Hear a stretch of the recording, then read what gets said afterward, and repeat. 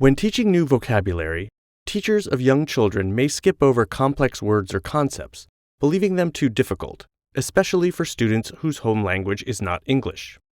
In fact, young students are capable of learning complex vocabulary if given the right supports and scaffolding. This video will share a 3-step teaching routine for introducing new academic vocabulary words to students in pre-K through 1st grade. The routine aligns with evidence-based recommendations from 2 Works Clearinghouse Practice Guides on teaching early literacy skills to all students, including English learners. The recommendations include using student-friendly definitions, giving meaningful examples of the word, and reinforcing new vocabulary through multiple modalities. In this video, you'll watch a 1st grade teacher from California's Fresno Unified School District teach the word provide using a 3-step routine aligned with the practice guide recommendations.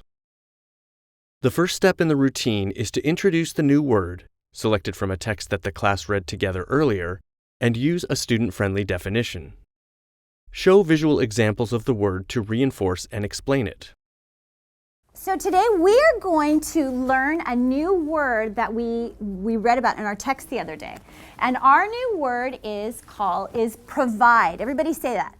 Provide. Let's clap out the syllables. Provide. How many syllables? 2. I'm going to write that word down. Provide.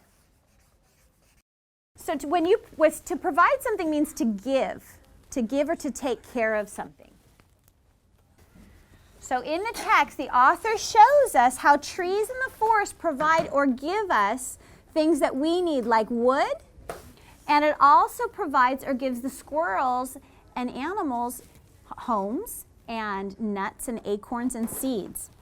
I'm going to show you some other examples of the word provide, and we'll take a look at them. Okay? All right. So this is a picture of a pig. And what's the pig doing? She's providing milk. The mother pig provides milk for her babies. She's giving them milk. Here we have a river. And this river provides the city around it lots of clean water.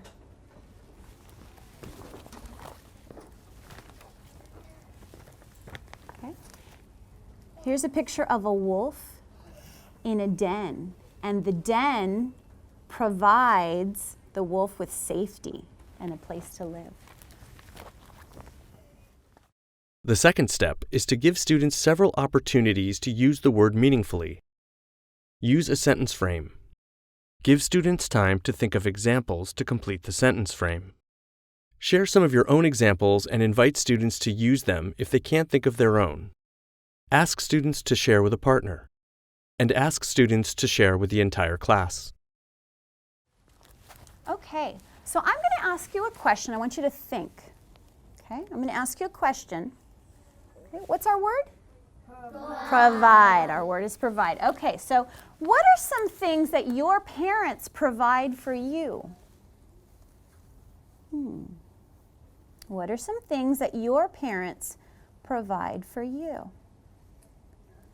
And we're going to answer, we're going to talk to our partner in a minute, and we're going to use this frame right here.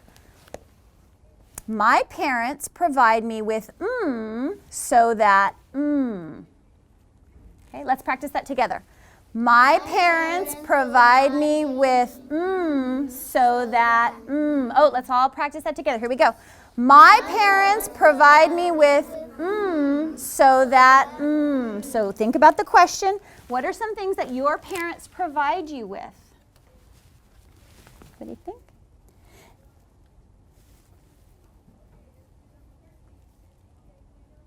Thinking.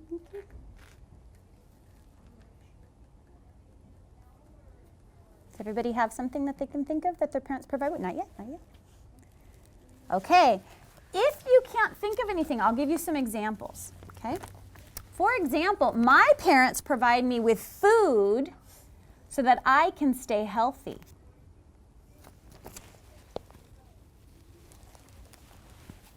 My parents provide me with clothing so that I can stay warm.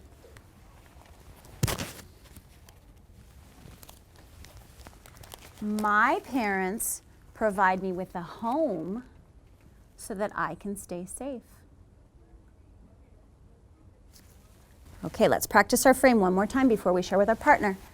My parents provide me with so that Does everybody have what they're going to tell their partner? So your parents provide you with healthy food.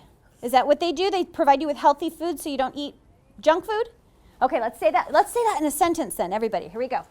My parents provide me with healthy food. Let's try that one more time. My parents provide me with healthy food. Excellent, excellent, excellent. Very good job, boys and girls. I heard some excellent ideas. The third step is to check for understanding and encourage students to develop their word knowledge over time. Give examples that match and don't match the word and ask students to differentiate if you are describing the word or not. And invite students to try using the word in conversations with their friends and family. Okay, now we're going to play a game. So I'm going to give you some examples, and if it is an example of provide, I want you to say provide. And if it's not an example, I want you to say not provide. So if it's an example, what are we going to say? Provide. Provide. If it's not an example, what are you going to say? Not provide. Not provide. Okay, here we go. My mom makes me breakfast every day before I go to school. Provide. My brother steals my toys. Not provide. A mother rabbit takes care of her babies by hiding them in a den or in a hole so that a wolf can't eat them. Provide. The milk we drink comes from cows. The cow's body makes milk. Provide. The river has dried up. There's no more water, and now we need to get our water from another place. Not provide. Excellent. So today we learned a new word, and our word is? Provide. So when you are talking to your friends and then you are talking in class and when you go home, I want you to tell your parents about the new word that you learned. And the new word is? Provide. So if you can use that word, that's what we're going to try and do. Okay? To reinforce understanding and recall, you may want to include a gesture when you are introducing the word. For example, pretending to present a gift with both palms up for the word provide, or patting your hand over your mouth for exhausted. You may have also noticed that the teacher in this video encouraged students to repeat the word several times throughout the lesson. We refer to this as miles on the tongue. Adding miles on the tongue through repetition will build students' confidence with saying the new word out loud and may be especially beneficial for students whose home language is not English. To review, the 3 steps to this teaching routine for new vocabulary are: introduce the word and use a student-friendly definition. Provide multiple opportunities for students to use the word meaningfully. Use a sentence frame for students to practice saying the new word out loud. Check for understanding and encourage students to use the word on their own. To learn more about the Institute of Education Sciences' What Works Clearinghouse Practice Guides, visit ies.ed.gov/ncee/WWC. To access other related resources, visit the REL West website.